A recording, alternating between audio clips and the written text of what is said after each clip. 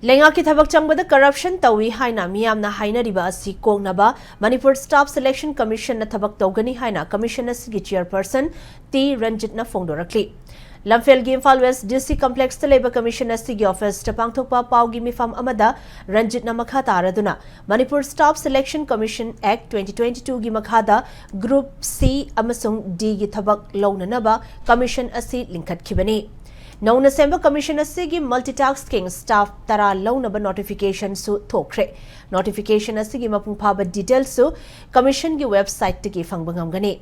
Laugadori bathaba asi computer based test ki kuthangda examination tawduna recruitment asi transparent oina amasong corruption yaudana pangthokani. Commission na corruption free oina recruitment pangthoknabagi damak thamliba pandam asi mai paknaba hotnabada candidate oigadoriba sing amadi mama mapa oiba sing nasu mapung phana saugat piu haina appeal torakli. Asing merit based oigadaba jumba apaga sabra mayam du khallaga we thawke torkni haina we commission su thazai commission su ko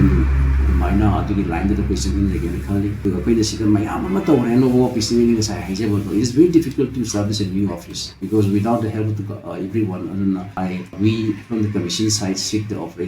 cooperations and the support suggestion anything from the maybe from the media the public the mind of the funny sheet we have any kind of session we always welcome from the public and for this exam with all your cooperation we will be able to conduct this exam smoothly in the free and fair the best lot on very best is that way